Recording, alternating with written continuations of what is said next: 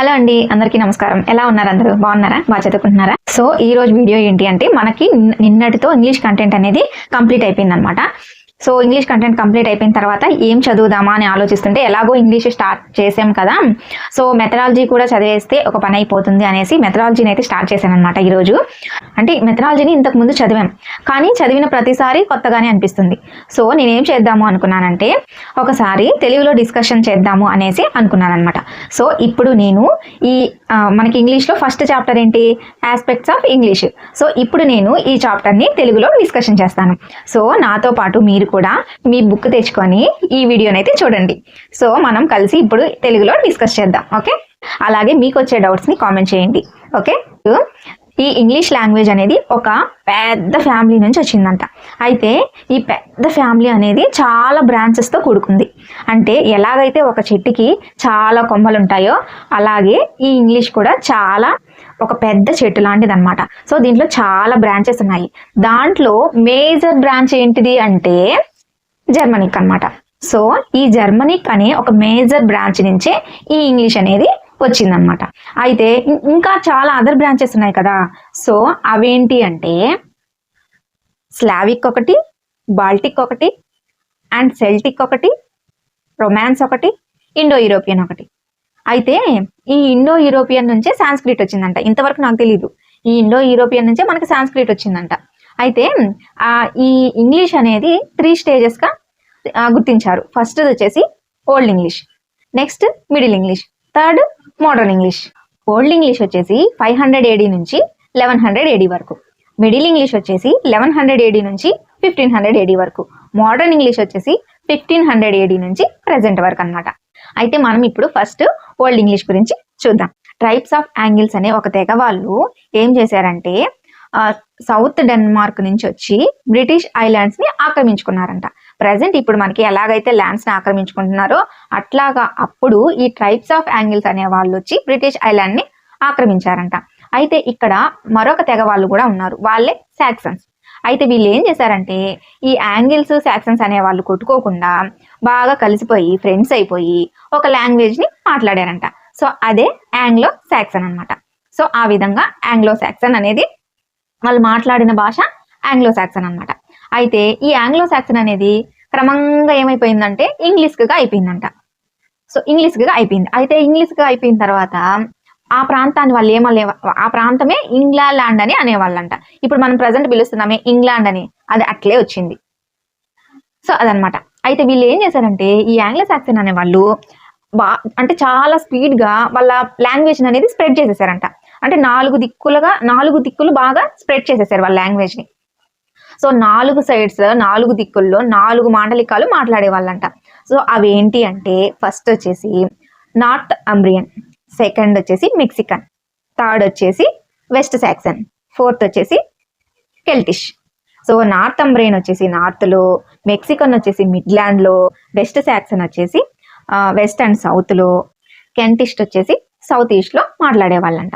So అదనమాట. అయితే ఈ 4 డయాలెక్ట్స్ కలిసే యూనిఫైడ్ ఇంగ్లీష్ అనేది రావడం జరిగిందంట. అయితే మనం సెల్టిక్ అదర్ బ్రాంచ్ చెప్పాం కదా, సెల్టిక్ అని. అయితే ఈ సెల్టిక్ నుంచి 2 వర్డ్స్ వచ్చాయంట. అవేంటివి అంటే షర్ట్ ఒకటి, స్కర్ట్ ఒకటి. అయితే ఈ ఓల్డ్ ఇంగ్లీష్ పీరియడ్ లోనే ఒక బుక్ అయితే రాశారంట. అది ఎవరు రాశారో ఏమో తెలియదు, కానీ ఒక బుక్ అయితే రాశారు. ఆ బుక్ ఏంటి అంటే, ఆ బుక్ పేరేంటి అంటే బేవుల్ఫ్ అనే బుక్ అనమాట. సో ఇది ఓల్డ్ ఇంగ్లీష్ గురించిన ఇన్ఫర్మేషన్. సో అయిపోయింది. ఇప్పుడు నెక్స్ట్ ఏంటి మనకి? Middle English. ఈ మిడిల్ ఇంగ్లీష్ ఎప్పటి నుంచి? 1100 AD నుంచి 1500 AD వరకు.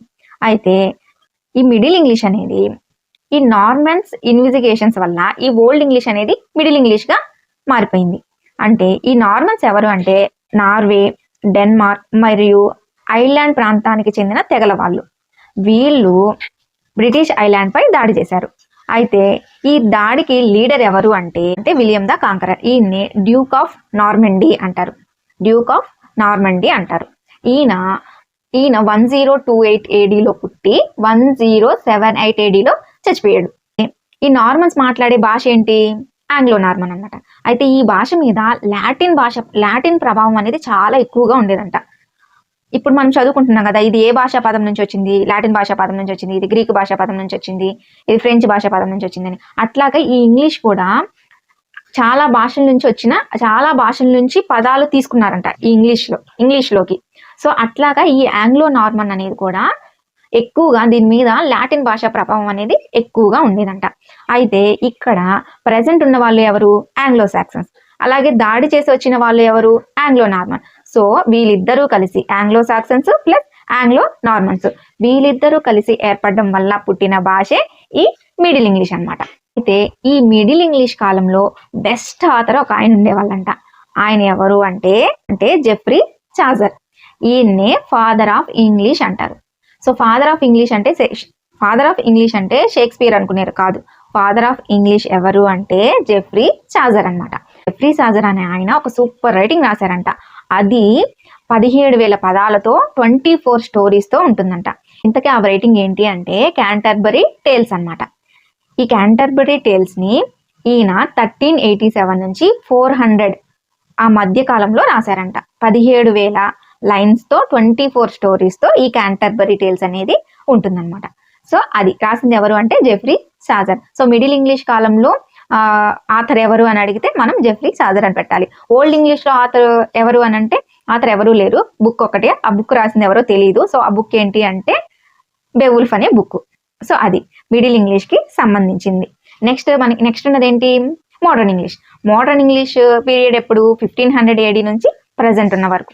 సో ఈ మోడర్న్ ఇంగ్లీష్ లో ఇంగ్లీష్ పై ఎక్కువగా గ్రీకు మరియు లాటిన్ భాషా పదాల యొక్క ప్రభావం అనేది చాలా ఎక్కువగా ఉండేది. సో ఇంగ్లీష్ లోకి ఈ 2 పదాలని ఎక్కువగా తీసుకోవడం జరిగిందనమాట. అయితే షేక్స్పియర్ అనే ఆయన ఉన్నారు కదా, సో ఆయన ఏం చేశారంటే ఒక నాటకాన్ని రాశారంట. ఆ నాటకం పేరు ఏంటి అంటే లవ్స్ లేబర్ లాస్ట్. 1590లో రాశారంట. ఈ లవ్స్ లేబర్ లాస్ట్ అనే నాటకాన్ని రాశారు. అయితే ఇందులో ఒక పాత్ర పేరు వచ్చేసి హెలోఫెర్స్ అన్నమాట. పాత్రలో ఎక్కువగా ఈ మోడర్న్ ఇంగ్లీష్ ని యూజ్ చేశారంట.